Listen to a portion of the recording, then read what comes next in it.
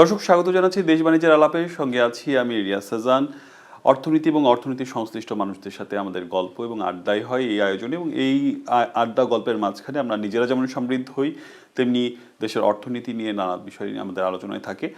আজ আমাদের সাথে যিনি আছেন তিনি বাংলাদেশ সিকিউরিটি অ্যান্ড এক্সচেঞ্জ কমিশনের চেয়ারম্যান হিসেবে দায়িত্ব পালন করেছেন দীর্ঘদিন।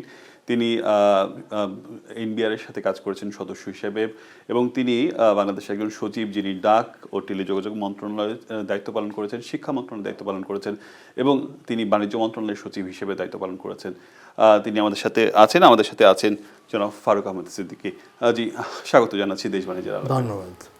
জি, আমরা আসলে এই গল্পটা এই একটা এক ধরনের আড্ডা তৈরি করতে চাই আপনার সাথে, এবং আড্ডায় আমরা অর্থনীতি নিয়েও আলোচনা করব। আমরা অনলাইনে যখন খোঁজাখুঁজি করলাম আপনার বিষয়ে, আমরা দেখলাম যে আপনি ঢাকা বিশ্ববিদ্যালয়ে পড়াশোনা শেষ করে 1969 সালে পাকিস্তানের ট্যাক্সেশন যেই ডিপার্টমেন্টটা, সেখানে আপনি চাকরি নেন, এবং এরপরে আপনি উচ্চতর প্রশিক্ষণের জন্য পাকিস্তান সহ নানা জায়গায় আপনি প্রশিক্ষণ নিয়েছেন।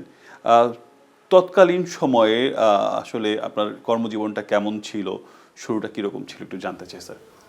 না, শুরুটা ছিল আমাদের আমার মনে হয় পাকিস্তানের সময়ে যে প্রশিক্ষণের উপরে যে জোর দেওয়া হতো, বাংলাদেশে এইটার কিছু ঘাটতি আছে। ফর ইনস্ট্যান্স, আমাদেরকে প্রথমে আমি ফরমার পাকিস্তান ট্যাক্সেশন সার্ভিসে জয়েন করি সেন্ট্রাল সুপিরিয়র সার্ভিস পরীক্ষার মাধ্যমে। তো আমাদেরকে প্রথমে কিন্তু ফাইন্যান্স একাডেমিতে যেতে হয় লাহোরে। সেখানে পুরো 1 বছর পড়াশুনো করতে হয়, যেটা অ্যাকাউন্টস ওরিয়েন্টেড এবং ইকোনমিক্স ওরিয়েন্টেড এবং ফিসক্যাল ল। তারপরে এটা শেষ করার পরে কিছুদিন সামরিক বাহিনীতে অ্যাটাচ থাকতে হয়, এবং তারপরে আবার করাচিতে আরও 1 বছর অ্যাডভান্সড অ্যাকাউন্টিং, তারপরে ট্যাক্স ল, বিভিন্ন ট্যাক্স ল, বিভিন্ন পাবলিক ফাইন্যান্স, এগুলো পড়াশোনা করে এসে আমরা কিন্তু প্রায় 2 বছর 2.5 বছর পরে আমরা কর্মজীবন শুরু করতে পেরেছি। 2.5 বছর আমাদের প্রশিক্ষণে গেছে। তার মানে একটা লম্বা প্রশিক্ষণ, এবং আপনি বলছিলেন যে তাদের বিভিন্ন বাহিনী, তাদের সাথেও আপনাদের প্রশিক্ষণ নিতে হয়েছে মানে সামরিক বাহিনীর সাথে। জি। আপনার বাবা HMR সিদ্দিকী, যিনি পিআইবি প্রেস কাউন্সিলের প্রথম চেয়ারম্যান ছিলেন, এবং তিনি আমরা যতটুকু জানি তিনি জজ হিসেবেও কাজ করেছেন, এবং সুপ্রিম কোর্টের প্রাক্তন রেজিস্ট্রার হিসেবেও তিনি ছিলেন। এই যে তার স্মৃতি, আসলে আপনাদের পারিবারিকভাবেই আপনারা এক ধরনের নিশ্চয়ই এক ধরনের শিক্ষার মধ্য দিয়ে তৈরি হয়েছেন, যেহেতু বাবা এই ধরনের কর্মজীবন দায়িত্ব পালন করেছে। আপনার ছেলেবেলা কেমন ছিল? আমাদের শৈশবকালটা গেছে বেশ, মানে খুব রেগুলেটেড একটা লাইফ। আমার বাবা অ্যাকচুয়ালি আলিগড় ইউনিভার্সিটির ছাত্র ছিলেন। ওখান থেকে MA ল পাস করে উনি তদানীন্তন ব্রিটিশ আমলে বেঙ্গল জুডিশিয়ারিতে জয়েন করেন। তারপরে ধাপে ধাপে ডিস্ট্রিক্ট জাজ হন, রেজিস্ট্রার হন, এবং তারপরে প্রেস কাউন্সিলের চেয়ারম্যান হিসেবে কাজ করেছেন। তখনকার দিনে যারা জুডিশিয়ারিতে কাজ করতেন তারা কিন্তু খুব প্রাইভেট লাইফ লিড করতেন, বাইরে যেতেন না, এবং সম্পূর্ণভাবে আমাদেরকেও এই জন্য মেলামেশার সুযোগ খুব কম হয়েছে। অন্য কোনো গেস্ট বাইরের লোক আসবে except the fellow government officials, এইটা আমাদের কোনো দিন দেখিনি আমাদের বাসায়। এটা আগেকার দিনে জুডিশিয়ারিতে সবাই এরকম ছিল, খুব এমন একটা জীবনযাপন করতে যাতে পাবলিক লাইফের সঙ্গে ডিটাচ থাকে। তো সেভাবে আমরা বড় হয়েছি। তার উপরে আবার আমার ফাদার হাফিজুল কোরআনও ছিল। ছোটোবেলায় উনি দিল্লিতে যে 3 বছরের জন্য হাফিজুল কোরআন হয়েছিলেন। ফলে আমাদের একটা ধর্মীয় পরিবেশও ছিল। আমরা অবশ্য ওই ধরনের ধার্মিক হতে পারি নাই, বাট আমার ফাদার ধার্মিকও ছিলেন। তো আমাদের ইনস্পাইট অফ দ্যাট ওনার সঙ্গে আমাদের খুব আগে যেমন একটা বাবা ছেলে যে সম্পর্ক ছিল, আমার মনে হয় আমাদের সঙ্গে গ্যাপ ছিল, যেটা ওনার সঙ্গে আমাদের কিন্তু এটা ছিল না। হি ওয়াজ ভেরি ফ্রেন্ডলি। ইভেন ওনার সঙ্গে আমরা যদি অ্যাট হিজ কস্ট জোক করতাম, সেটা he could accept that joke. এই টাইপের একটা সম্পর্ক ছিল। উনি 2003 সালে এই বাড়িতেই মারা যান। তো that's a sad memory, but আমার মনে হয় we had an excellent family life. জি, আমরা এমনি আপনার কর্মজীবনে আমরা জানি যে আপনি 2001 সাল থেকে 2006 সাল আপনি সচিব হিসেবে নানা মন্ত্রণালয়ের সাথে ছিলেন, বিশেষ করে ডাক ও টেলিযোগাযোগ মন্ত্রণালয়ের কথা আমরা জানি। আমরা জানি আপনি শিক্ষা মন্ত্রণালয়ে ছিলেন, আপনি বাণিজ্য মন্ত্রণালয়ে ছিলেন। কিন্তু আমরা বর্তমান সময়ে এসে আমরা লক্ষ্য করছি, বিশেষ করে এই সময় ব্যবসায়ী রাজনীতিবিদরা বলছেন এই যে আমাদের কাজের যে ধীরগতি সেটা আমলাতন্ত্রের জন্য হচ্ছে, তারা এই ধরনের অভিযোগ করছেন এবং বলছেন যে এবং এখানে তারা একটা বড় বাধা দেখছেন। এই যে আপনার দীর্ঘ কর্মজীবনে আপনার কাছে কি মনে হয় আসলে এটা কতটুকু সত্য এবং এইখানে আসলে কোনো কাজ করার প্রয়োজন আছে কিনা? দেখেন, আমলাতন্ত্রের বিরুদ্ধে সবসময় একটা জনমত আছে এবং সবারই যে আমলাতন্ত্র ধীর করে দেয় বা আমলাতন্ত্রের জটিলতা হয়, দ্রুত কাজ করা যায় না, এ ধরনের কথা কিন্তু নতুন কিছু না, আগেও ছিল। তবে আগে দেখেন পাকিস্তান সময় বা তারও আগে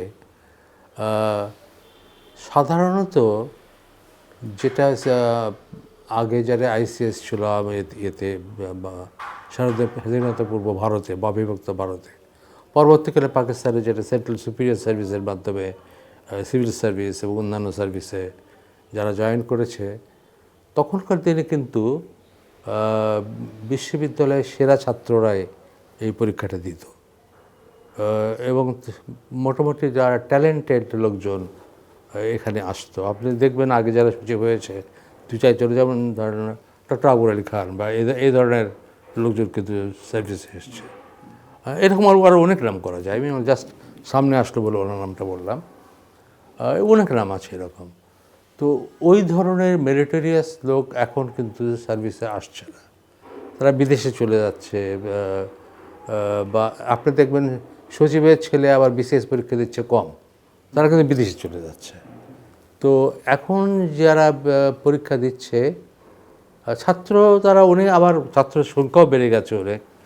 সুতরাং যদি ফেয়ারলি পরীক্ষা হয় তাহলে এখনও হয়তো সর্বশ্রেষ্ঠ ছাত্ররা না আসলেও মোটামুটি ভালো ছাত্র এখনও বিসিএসে আসার কথা।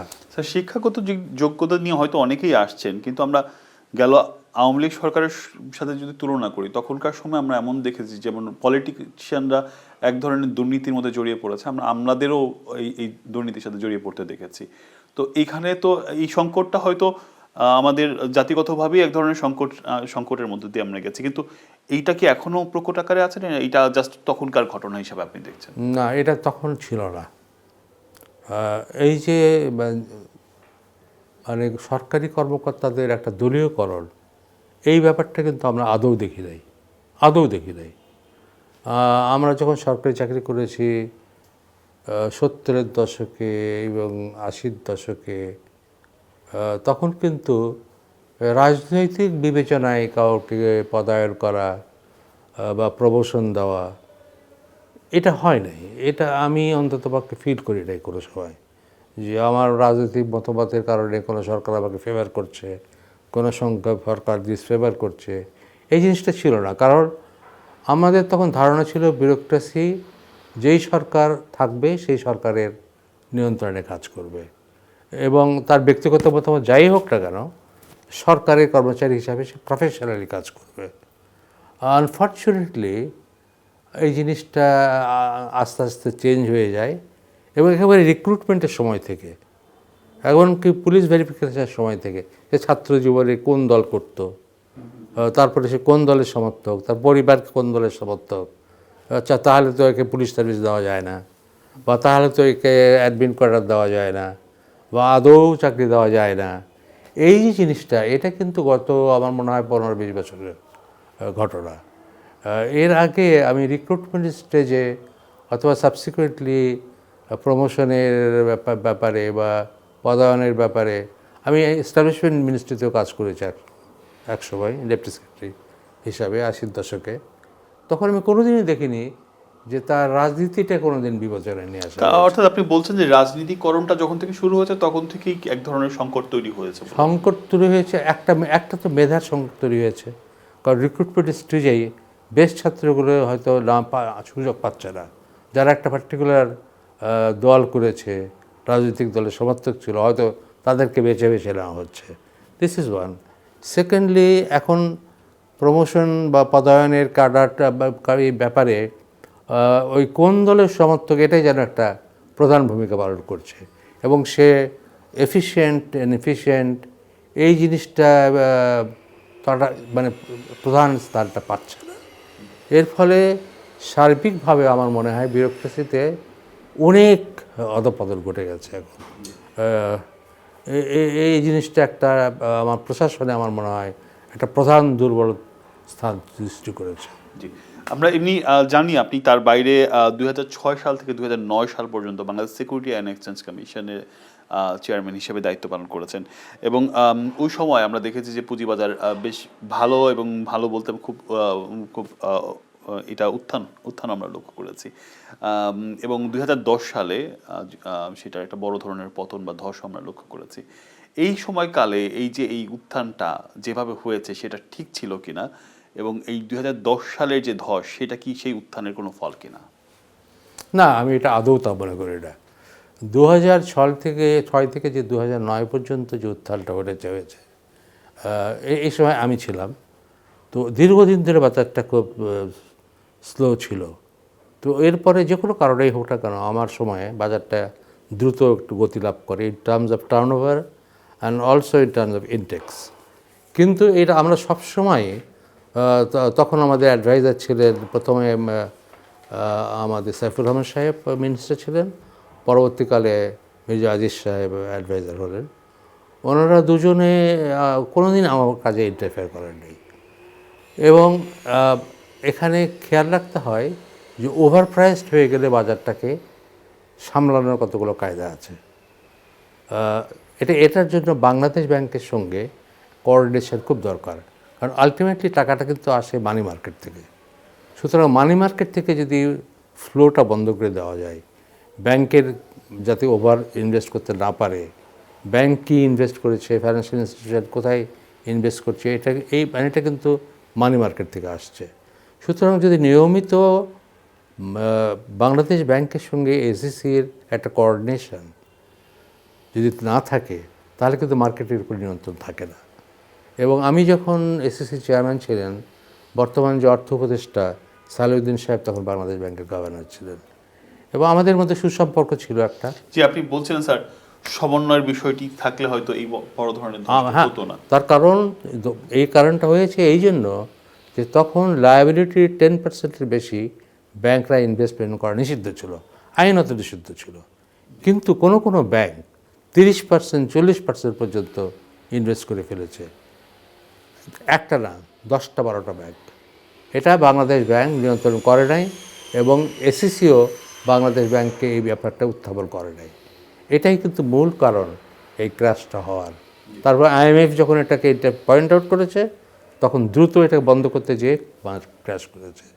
সুতরাং lack of coordination between Bangladesh bank and ACC was actually the main reason for this crash. Sir, আপনি দীর্ঘদিন পুঁজিবাজার নিয়ে কাজ করেছেন, আলোচনার অনেক বিষয় আছে, একটা বিরতি নেওয়ার সময় হয়েছে, একটু থাকুন স্যার আমাদের সাথে। দর্শক, চলছে দেশ বাণিজ্যর আলাপ, আমরা একটা বিরতি নিচ্ছি, ফিরছি কিছুক্ষণ পর, সঙ্গেই থাকুন।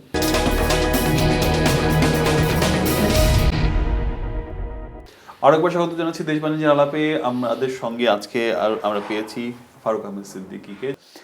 আমরা আলাপ করছিলাম বিরতির আগে পুঁজিবাজার নিয়ে। আমরা 2010 সালে আপনি বলছিলেন সমন্বয়ের অভাবে একটা পতন হয়েছে, তারপরে নানাভাবে চেষ্টা করা হয়েছে 10 সালের পর থেকে উত্তরণ করার জন্য। আমরা নানা ধরনের, ইভেন খালেদ ইব্রাহিম স্যারও তখন এক সময় নানা ধরনের সুপারিশ করেছে, এখনও সংস্কার নানা ধরনের সুপারিশ কার্যক্রম চলছে, কিন্তু আমরা দৃশ্যমান কোনো বড় ধরনের পরিবর্তন পুঁজিবাজারে দেখিনি। আপনি কি বলবেন স্যার? দেখেন, 2010-এর যে শকটা ছিল, এটা একটা মারাত্মক শক ছিল।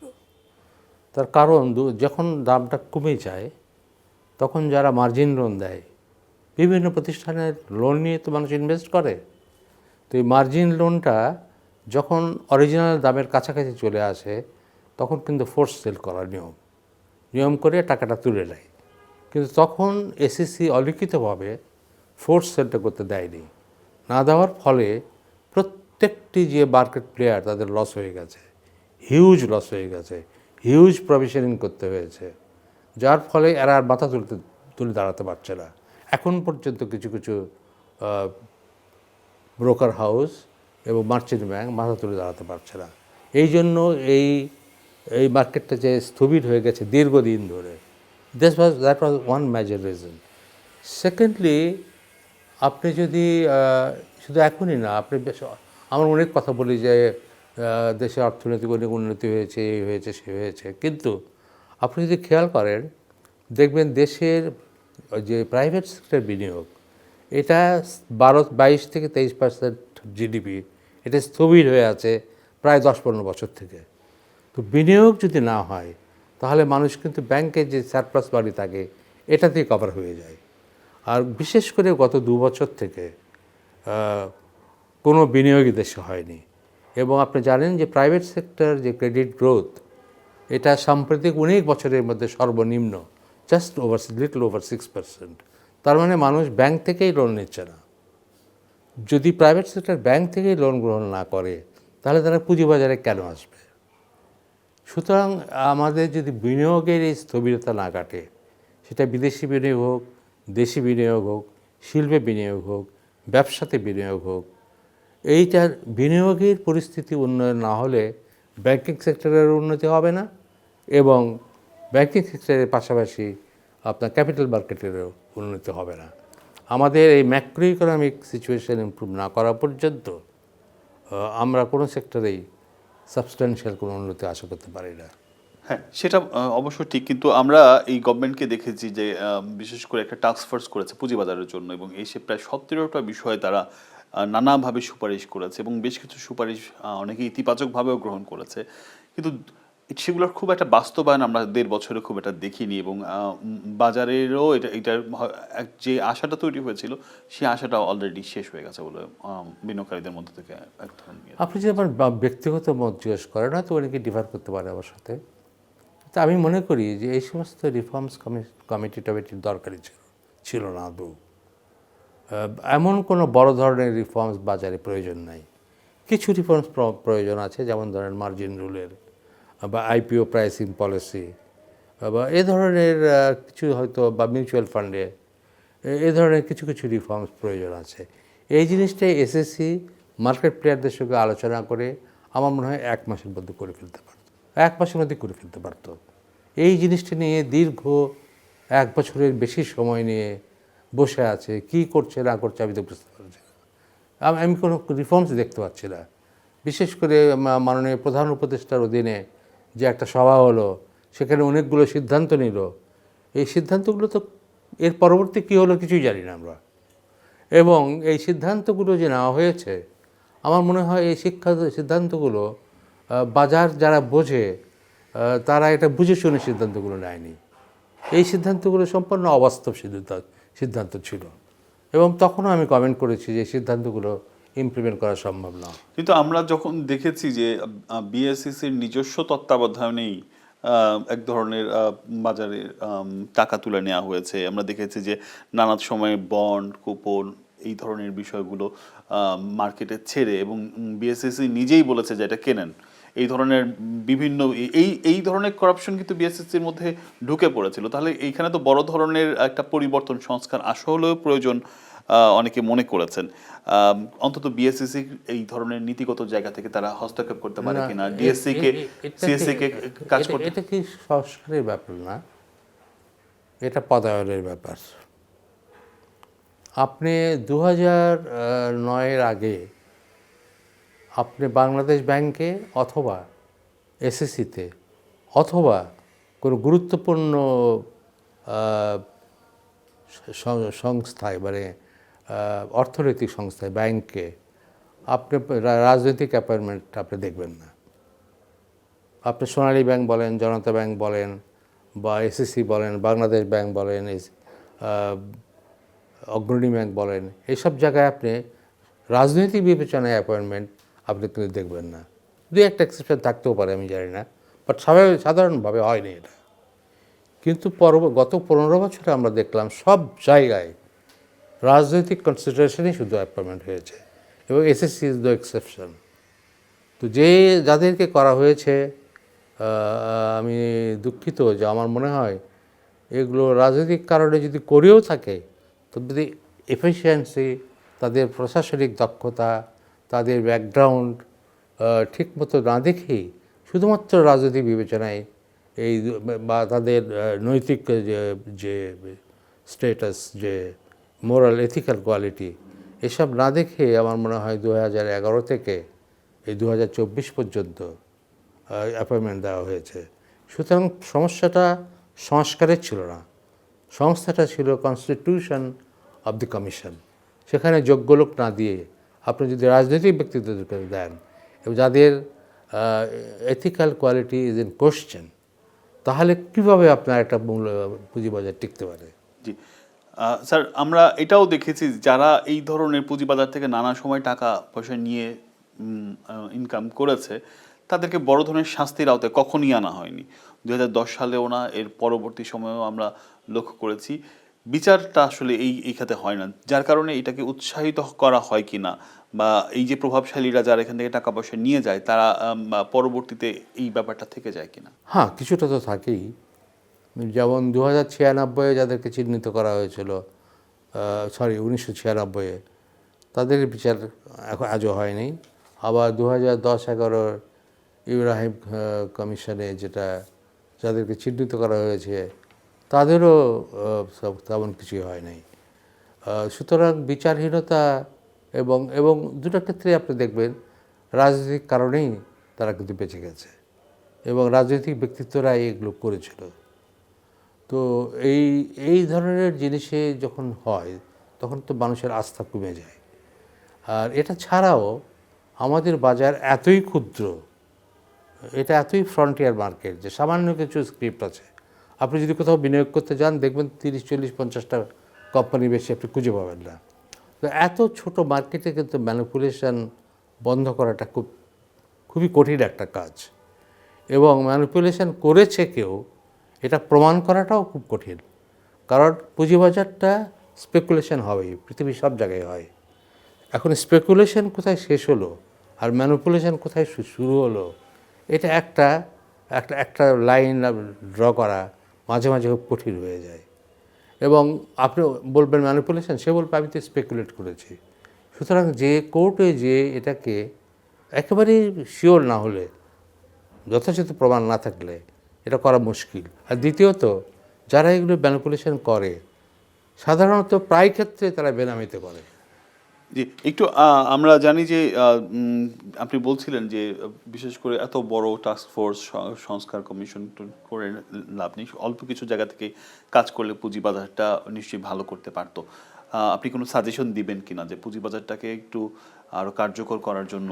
আমরা অনেক সময় দেখেছি স্যার, একটু বলে রাখি যে নানা ধরনের কোম্পানি আসবে, এই ধরনের আশ্বাস প্রতিটা গভর্নমেন্ট সব সময় দিয়েছে, ইভেন বলা হয়েছে সরকারি প্রতিষ্ঠানগুলো আসবে, দিন শেষে আসেনি। আসলে কিভাবে এই ছোট বাজারটাকে বড় করা যায়, কিভাবে বিনিয়োগ আনা যায়? দেখেন, এটার কোনো ম্যাজিক ফর্মুলা নাই। সরকার ম্যাক্সিমাম সরকারি সংস্থাগুলোকে আনতে পারে। সরকারি লাভজনক সংস্থা কিন্তু খুব যে বেশি আছে তা না, হয়তো 5টা-7টা থাকতে পারে, এর বেশি নাই। আর বহুজাতিক কোম্পানিকে তো সরকার আনতে পারে না, তাদেরকে মোটিভেট করতে পারে ম্যাক্সিমাম। যদি তারা আসতে চায় আসবে, সরকার তাদেরকে বাধ্য করতে পারে না, কোনো কোম্পানিকেই বাধ্য করতে পারে না। এবং আমাদের এখানে তো নতুন কোম্পানিকে আমরা আনি না, গ্রিনফিল্ড কোম্পানিকে আনি না।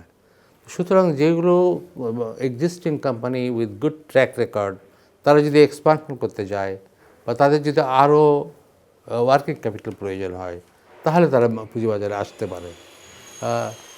এখন বর্তমান যে পরিস্থিতি, অর্থনৈতিক যে পরিস্থিতি, সেখানে যে উৎপাদনশীলতা, দেখুন আপনি গত 1.5-2 বছরে ক্যাপিটাল মেশিনারিজ আসে নাই, তার মানে নতুন কোনো ইন্ডাস্ট্রি হচ্ছে না বা এক্সপানশনও হচ্ছে না।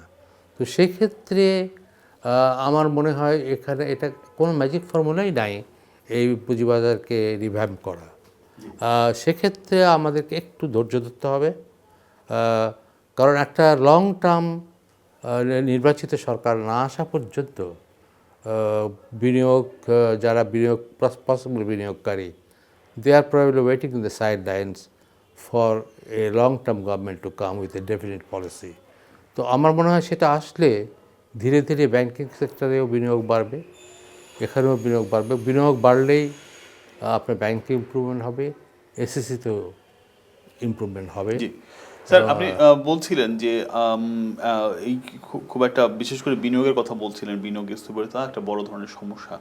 কিন্তু আমরা গেল সরকারের সময় আমরা লক্ষ্য করেছি যে আওয়ামী লীগ সরকার যেভাবে এই দেশ থেকে টাকা পাচার করেছে, লুটপাট করেছে, তারপরে একটা অস্থিতিশীল পরিস্থিতির মধ্য দিয়ে এই অন্তর্বর্তী সরকার দায়িত্ব নিয়েছে। তারপরেও আমরা দেখেছি যে এখন কিছুটা স্টেবল বা স্থিতিশীল অবস্থায় আছে।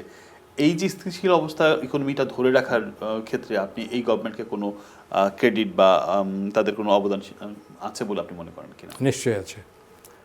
আমি শুধু অস্থির বলবো না, একটা ভয়াবহ অর্থনৈতিক পরিস্থিতিতে গত সরকার রেখে গেছে, যেখানে আমাদের মাত্র 15 বা 16 বিলিয়ন ডলার রিজার্ভ ছিল, যেখানে আমাদের এলসি করতে পারছিলাম না, 25% এলসি কাট করা হচ্ছিল, যেখানে আমরা এলপিসি বা তেলের দাম দিতে পারছিলাম না, আমরা আদানির ঋণ পরিশোধ করতে পারছিলাম না।